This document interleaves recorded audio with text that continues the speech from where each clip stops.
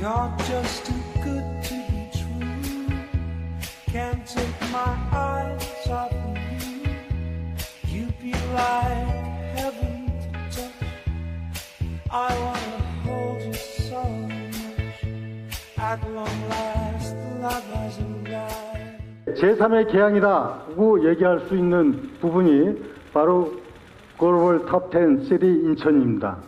이것은 인천이 갖고 있는 모든 여건을 최고도로 발휘해서 인천의 꿈을 실현시켜 나가고 대한민국의 미래를 열어가기 위한 전략입니다.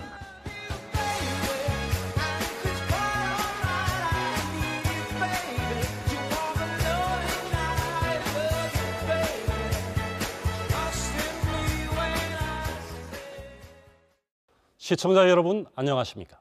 1700만 경기 인천 시민들과 함께 수도권의 다양한 이슈들을 심도 있게 짚어보는 인사이드 경인입니다. 최근 어려운 경제 상황 속에서도 지자체 가운데 가장 높은 경제 성장률을 보이고 있는 곳이 인천입니다. 2023년 인천의 실질 경제 성장률은 4.8%를 기록했습니다. 오늘 인사이드 경인에서는 인천 경제 성장의 비결과 제2 경제도시로의 도약을 위한 계획과 과제에 대해서 이야기 나눠보겠습니다. 오늘 스튜디오에 유정복 인천시장 나오셨습니다. 안녕하십니까, 시장님? 안녕하세요. 네, 시장님, 최근 통계청이 발표한 2023년 네. 지역소득 통계를 보면 인천시의 경제 성장률이 4.8%로 네. 전국 광역자치단체 가운데 1위를 기록했습니다. 이 어려운 경제 상황 속에서도 성장률 1위를 달성했다. 어떻게 평가하고 계십니까? 네, 인천의 경제 성장률이 제1의 도시로서 또 섰다는 것은 대단히 의미 있고 또 보람을 느끼지 않을 수 없는 부분입니다.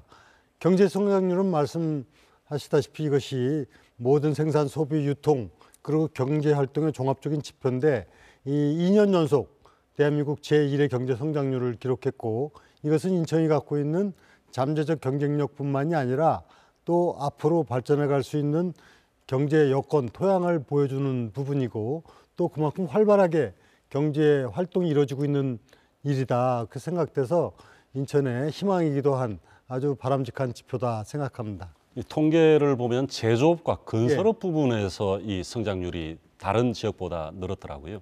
인천이 갖고 있는 산업 여건이 무역, 제조 그리고 새로운 미래 성장 동력 이런 부분들에 있어서 아무래도 높은 경쟁력을 갖고 있게 됐고 또 이것은 특히 앞으로 미래형 산업을 이끌어가는 데 중요한 기반이 되기 때문에 지속적인 경제 성장을 하나의 예고해 주는 대목이 아닌가 생각합니다.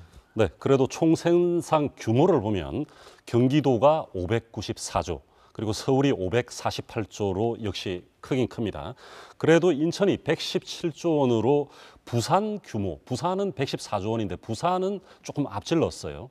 그렇습니다. 서울은 이미 900만이 넘는 도시고 경기도는 1,400만에 이르는 대단히 그 지방정부이기 때문에 이 단순 수치 비교를 할 수는 없겠죠.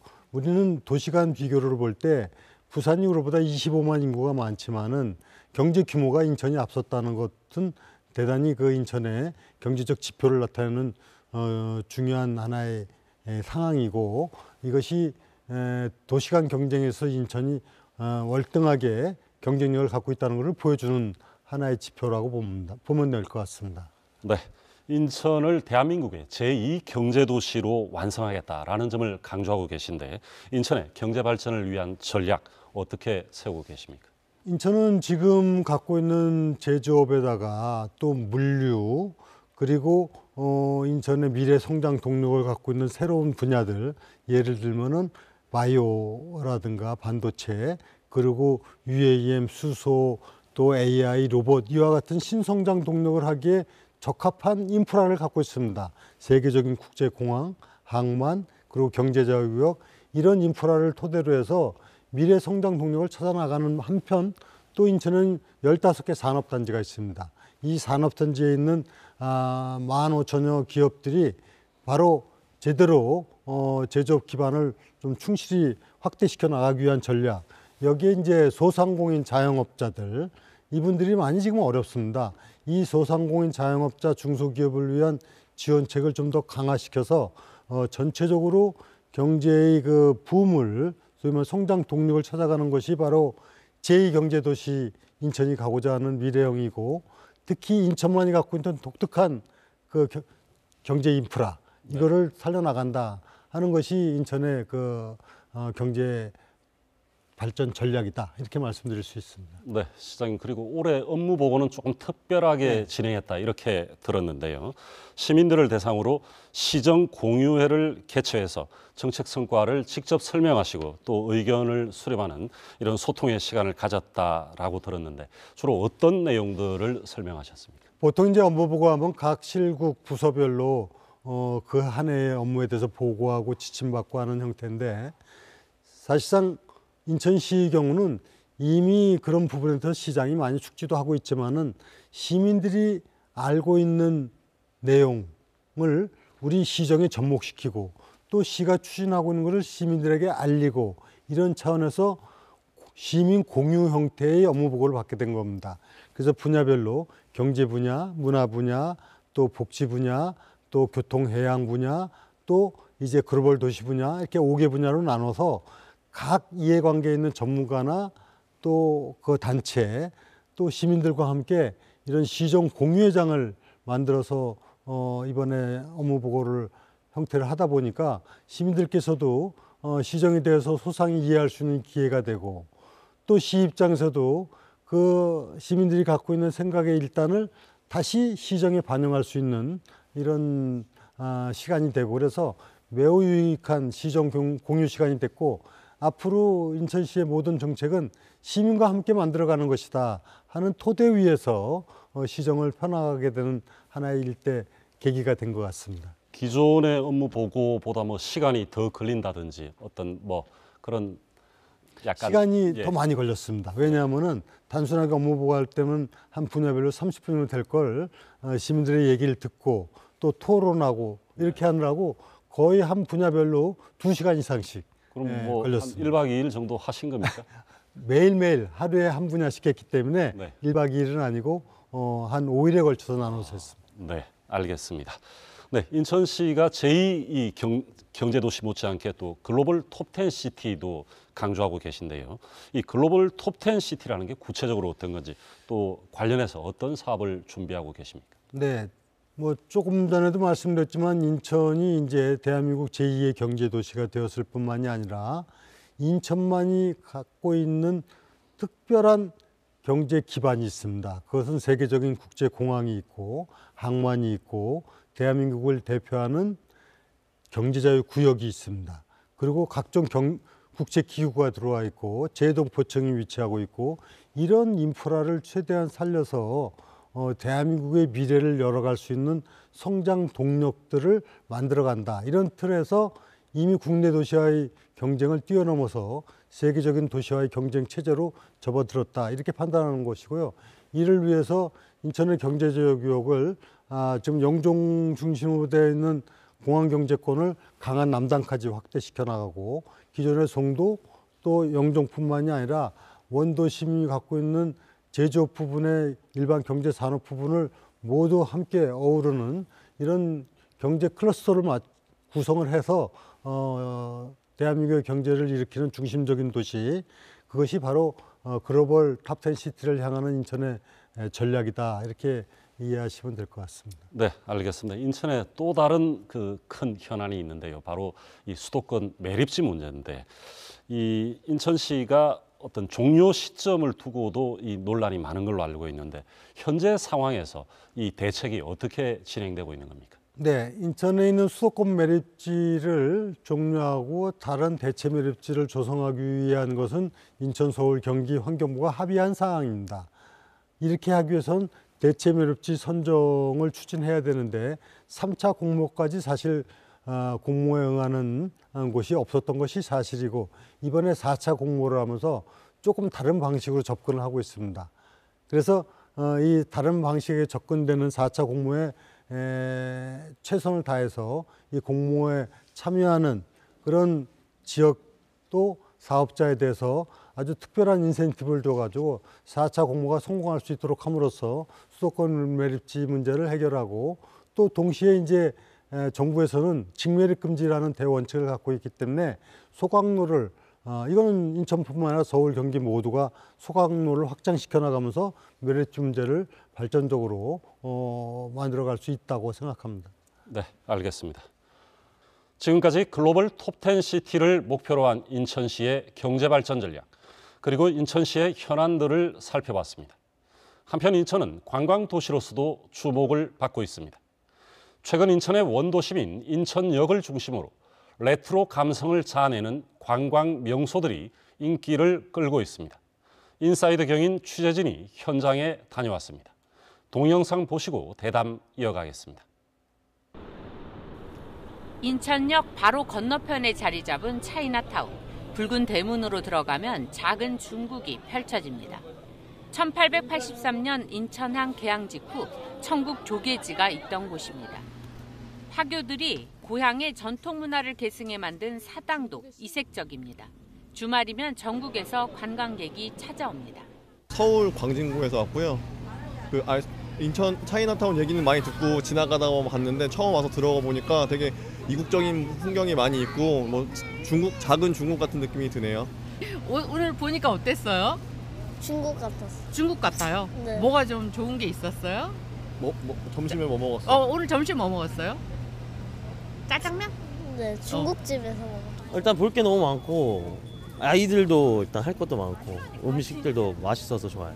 늘 와도 그냥 좋은 것 같아요. 바람 쐬러 아이들이랑도 오고 저 친구 부부도 와가지고 또 데리러도 오고. 1883년 제물포항 개항 이후 근대거리가 조성됐던 개항장은 인천의 바다와 원도심을 연결하는 공간으로 바뀌었습니다.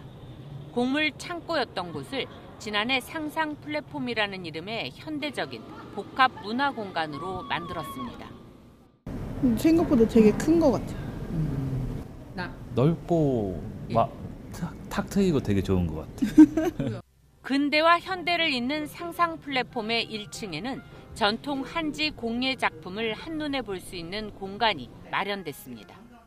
여기서 체험하고 또 이런 전통 제품에 대해서 또 물어보기도 하고 또 관심이 지금 그 K 컬처가 또 굉장히 그 외국에서도 지금 많은 반응을 보이고 있잖아요. 그래서 여행 오시는 분들도 이 한지에 대해서 굉장히 궁금한 것도 많으시고 또 관심도 많으시고 제가 그 한지의 위대함을 과학성을 이제 보여주려고 손 이렇게 뭐 양손을 치켜 드시고 야 대단하다 뭐 이런 말씀들 많이 하세요. 45분 동안 월미도 일대를 돌아보는 월미 바다 열차는 일찌감치 표가 매진될 정도로 인기입니다. 인천 내항과 외항, 인천대교, 우리나라 최초의 등대가 세워진 8m, 서해바다의 낙조를 한눈에 조망할 수 있습니다. 개항 이후 풍경과 1950년 9월 인천 상륙작전 당시 치열했던 상황을 문화해설사의 설명으로 가늠해 볼 수 있습니다. 저 자유공원 꼭대기에 빨간색의 이국적인 그 건물이 있어서 당시에는 그 건물을 보면 이제 배를 타고 오는 사람들이 인천에 다 왔네 할 정도로 인천의 랜드마크였대요. 근데 그 건물이 1950년 9월 15일 인천 상륙작전 때 폭격으로 사라졌어요. 근대로 돌아가는 시간 여행, 인천 관광의 테마가 되고 있습니다. 네, 시장님. 그 영상에 나온 상상 플랫폼은 인천시 중점 사업인 원도심 부흥의 핵심 프로젝트라고 들었고요. 이 제물포 르네상스 추진 상황과 향후 계획에 대해서 말씀해 주시죠. 네, 인천항 개항으로 대한민국의 근대화 산업화가 시작된 바로 그 출발지, 그 18부두를 이제 과거와는 다른 모습으로 쇠퇴한 것을 새로운 모습으로 전환시키는 겁니다. 그래서 18부두를 전면적으로 시민에게 개방하고 이것이 산업과 문화와 관광의 중심지가 되도록 하는 것이 제물포 르네상스 프로젝트의 출발점이고 여기에 그치는 것이 아니라 인천은 동인천역 일원을 전면적으로 재개발하고 또 이것이 계양장거리, 중구 일원까지 전면적으로 새로운 문화공간, 산업공간 그리고 관광산업이 중심지가 되도록 하는 프로젝트가 바로 제물포 르네상스 프로젝트입니다. 그래서 과거와 화려했던 중구 동구 일원이 이제 새로운 모습으로 변신하게 되는 이런 대형 정책 사업이 바로 제문포 르네상스 프로젝트다 이렇게 말씀드리고요. 상상 플랫폼은 그 말 그대로 이제 여기서 또 출발지가 된다 이렇게 이해하시면 될 것 같습니다. 네, 알겠습니다. 우리나라에서 이 지방정부가 주도한 최초의 행정체제 개편이죠. 인천시의 행정체제 개편 관련 법률이 작년에 공포가 됐습니다. 현재 준비 상황과 후속 절차는 어떻게 진행되고 있습니까? 네, 행정체제도 시대가 변하면은 시대 상황에 맞게끔 효율적이고 또 경제적으로 바꿔줘야만 됩니다. 인천의 중구, 동구가 과거에 인천의 아주 중심지였을 뿐만이 아니라 전체 인구의 반이 넘게 살았던 곳이었는 반면에 지금은 중구, 동구 인구가 전체 인구의 3%가 사는 이런 정도로 달라졌습니다.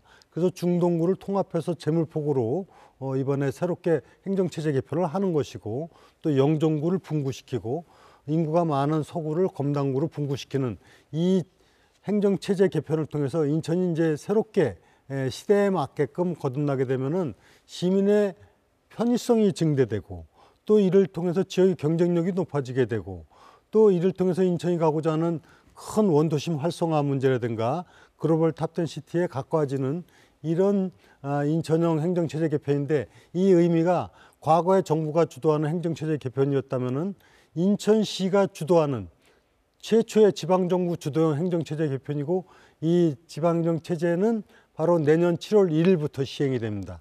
그동안에 착실하게 지금 준비를 하고 있는데 이를 위해서는 각종 행정, 재정 구조뿐만이 아니라 또 시민들이 여기에 같이 참여할 수 있도록 하는 어떤 정서적인 문제까지도 감안을 해서 차질 없이 준비돼서 내년 7월 1일 즉 민선 9기 시대부터는 바로 새로운 행정체제 개편화해서 선거도 치르고 또 구도 새롭게 출범하게 되는 그런 행정체제 개편입니다. 알겠습니다. 굉장히 큰 변화가 네. 예정되어 있군요.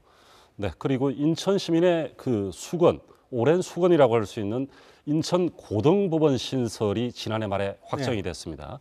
보니까 뉴스를 보니까 2008년 3월에 개원 예정이라고 하는데 이 개원을 위한 행정 절차와 준비는 어떻게 진행되고 있습니까? 네, 인천 시민뿐만이 아니라 주변의 부천, 김포 다 일원에 대한 이 고등법원을 설치하는 것이 바로 이 지방 법원 설치에 관한 법률인데 이 고등법원 설치가 되면은 고법뿐만이 아니라 지원지법 그리고 특히 고등검찰청까지 다 생기는 겁니다. 이렇게 하면 행정체제 정비부터 시작해서 준비를 착실하게 해서 고법이 개원이 되면은 그동안에 이 사법 서비스의 불균형 문제, 즉 불편을 겪었던 문제가 해소가 될 뿐만이 아니라 이로 인한 지역의 경제적 효과 그리고 인천시가 대한민국 제2의 경제도시로 갖고 있는 위상 그리고 세계적인 도시로 뻗어나가기 위해서 갖는 도시 위상하고도 관련되기 때문에 고등법원 유치는 인천으로서는 매우 그 시민들에게 희망을 주는 또 하나의 그 행정 조직이 들어서는 편이 되는 겁니다. 네, 알겠습니다. 이것 말고 또 굉장한 정책, 인천에 뭐 좋은 소식이 또 있다면 있는 건데 최근 경인고속도로 지하화 기획재정부의 예비 타당성 조사를 최종적으로 통과해서 사업 추진이 확정이 됐습니다. 이 지하화가 이게 완공될 경우에는 큰 변화가 예상되는데 기존 고속도로는 일반 도로로 바뀐다고 들었는데요. 네, 인천이 성장 발전뿐만 아니라 대한민국 발전에 결정적으로 역할을 했던 것이 우리나라 최초의 고속도로 경인고속도로 또 경인전철 아니겠습니까? 네. 그러나 이 경인전철과 경인고속도로가 지금 도심을 남북으로 또 동서로 가로막는 장벽이 되고 있습니다. 그래서 상당히 시민 불편뿐만이 아니라 또 이로 인해서 경제적인 낭비도 심합니다. 이번에 정부에서 경인고속도로 지하를 예타 통과로 확정시켰기 때문에 이제 경인고속도로가 단절의 공간으로 됐던 부분은 해소가 됐습니다. 이 앞으로 경인고속도로는 소위 이제 영종부터 여의도까지가 20분 정도의 이제 통행이 가능한 이런 시대를 열게 될 것이고 이 지하를 고속화도로로 하는 대신에 지상부는 일부는 도로가 불가피합니다. 지상부에도 네. 왜냐하면 남북으로 다 통행이 될 수 있도록 하고 일부는 공원 녹지나 기타 시설을 통해 갖고 시민들에게 편리하고도 또 환경 친화적인 도시가 될 수 있고 이로 인해서 인천의 시민들의 그동안 수건이었던 도심의 장벽이 해소된다는 의미에서 대단히 큰 이제 사업이고, 이와 함께 금년에는 경인전철 지하화도 지금 정부하고 적극적으로 협의하고 있는데, 이 경인전철 지하화까지 이루어지게 되면 그야말로 인천의 원도심 문제는 획기적인 대전환을 시대를 맞게 될 것이고, 인천 발전에도 그만큼 속도감이 붙게 될 것이다, 이렇게 말씀드리겠습니다. 네, 알겠습니다. 그리고 이제 저출산 고령화 문제가 이제 어제 오늘의 얘기 아닌데요. 인천시의 출생아 수 증가율이 전국 최고를 기록하면서 이 인천형 저출생 정책이 큰 관심을 받고 있습니다. I 플러스 드림이라고 하는데, 이 잘 모르시는 분들을 위해서 간단하게 구체적으로 어떤 내용인지 설명 부탁드립니다. 대한민국의 저출생 문제는 정말 심각한 미래의 재앙과도 같은 정도입니다. 전 세계에서 가장 최하위의 출생률을 기록하고 있는 이 대한민국의 출생 문제를 극복하기 위해서 인천시가 선도적으로 시민 행복 체감 지수를 높이는 정책을 잇따라 발표를 했습니다. 그 대표적인 것이 I 플러스 1억 드림, 또 I 플러스 집 드림, I 플러스 차비 드림, 이렇게 연쇄적으로 발표를 하는데, 이 모든 것이 정말 시민들의 체감 지수가 매우 높은 것이 사실입니다.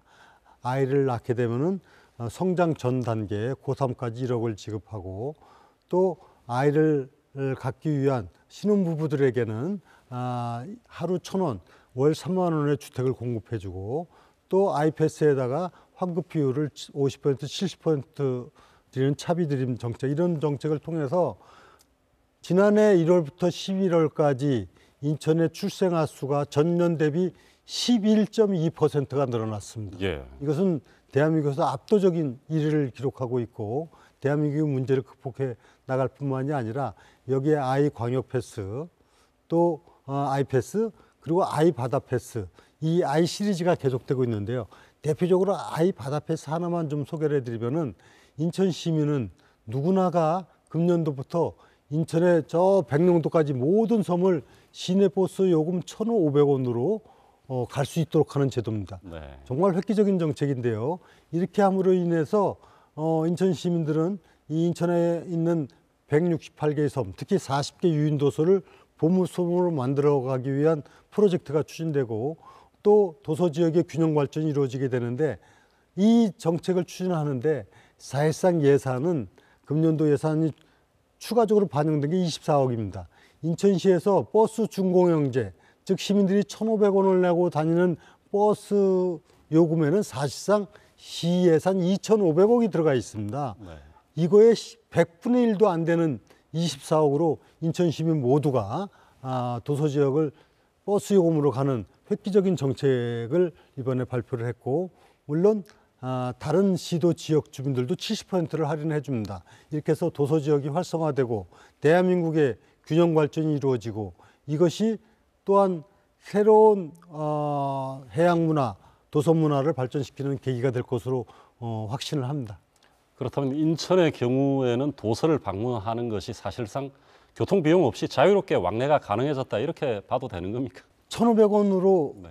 백령도까지 간다고 생각을 하시면은 이게 얼마나 획기적으로 시민들에게 편의성이 증진될 뿐만이 아니라 도서가 활성화될 수 있는 일인가 하는 것을 아마 이해하실 수 있고, 금년부터 이거는 선풍적인 인기를 지금 얻고 있습니다. 네, 알겠습니다. 네, 시장께서는 이번에 제18대 대한민국 시도지사 협의회 회장이 되셨는데요. 협의회가 구체적으로 어떤 역할과 기능을 하고 있습니까? 네, 17개 시도지사는 곧 지방정부를 대표하는 사람들의 모임체입니다. 전국 17개 시도가 곧 대한민국 아니겠습니까? 시도지사 협의회는 전에도 존재해 왔습니다만, 지금 중앙지방협력회의 법이 생기면서 위상이 달라졌습니다. 중앙정부와 지방정부가 같이 대등한 관계에서 협력하면서 지방자치 발전, 국가 발전을 이룩한다는 것이 그 법의 취지입니다. 그래서 이 법에 의해서 대통령이 중앙지방협력회의의 의장이 되고, 시도지사협의회 회장하고 국무총리가 부의장이고, 그리고 이제 각 부 장관들 또 시도지사들이 이제 하나의 멤버로 참여하게 되는 명실공히 대한민국 공적 최대 조직체인데 제가 시도지사협의회장을 맡아서 이제는 이 중앙 권력 중심의 국가 운영 체계가 지방 분권형으로 재정립이 돼야 된다. 그렇게 해야만이 대한민국이 진정한 민주주의가 일어나고 또 각 지역 단위의 시민의 삶의 질이 향상되는 진정한 발전이 이루어진다. 그래서 분권을 중심으로 하는 성숙한 지방자치를 열어간다 하는 것이 기본적인 전략이고 이를 위해서 금년도에 다양한 정책을 추진합니다. 또 올해가 마침 본격적으로 지방자치가 실시된 지 30년이 되는 해입니다. 네. 이 30주년을 맞이해서 대대적인 지방자치를 제대로 되돌아보고 그다음에 미래형 지방자치를 만들어가기 위해서 중앙과 지방과의 협력회의를 더 강화시키고 특히 더 나아가서 분권형 개헌을 통해서 지방정부가 제 기능을 찾아가도록 하는 것이 목적이고 그렇게 돼야만이 우리 국민이면서 또 다 지방의 시민이요 도민 아니겠습니까? 이분들이 함께 좀 바람직한 국가를 만들어가는데 동반자로서 협력자로서 일해가도록 하는 것이 지금 시도지사협의회의 목표고 또 저희가 가고자 하는 방향입니다. 네, 알겠습니다. 시장님 올해로 이제 민선 8기 취임 3년 차를 맞으셨는데 오랜만에 나오셨는데 마무리 말씀 부탁드립니다. 네, 저는 인천시장으로서 인천 시민이 행복하고 또 미래의 희망을 가질 수 있도록 하는 정책 추진에 올해도 진력할 겁니다. 그렇게 하기 위해서는 시민들이 행복 체감 지수를 높여나가는 이 사업뿐만이 아니라 미래에 좀 희망적인 모습을 갖기 위한 비전을 제대로 만들어가는 것이 중요하다 이런 생각을 갖고 시정 추진에 전력을 다할 것이고 또 한편으로는 대한민국의 정치인이자 또 대한민국 시도지사협의회 회장으로서 나라가 좀 바로 세워지고 또 이 속에서 국가가 발전을 갈 수 있도록 하는데도 제 역량을 다해 나가고자 합니다. 우리 300만 시민 여러분들께서 지금까지도 인천시가 이렇게 발전해 갈 수 있도록 함께해 주셨듯이 앞으로도 시민과 함께하는 그런 인천 그리고 국민과 함께하는 대한민국이 되도록 하는데 인천시가 전력을 기울여 나가도록 노력을 하겠습니다. 오늘은 인천시가 대한민국 제2경제도시로 도약하기 위한 각 분야의 청사진을 살펴봤습니다. 앞으로 인천이 지속 가능한 경제 성장 구조를 마련하고 인천의 성장 동력이 다른 지역에도 긍정적인 영향을 미칠 수 있기를 기대합니다. 오늘 인사이드 경기는 여기서 마무리합니다. 시청해 주신 여러분 감사합니다.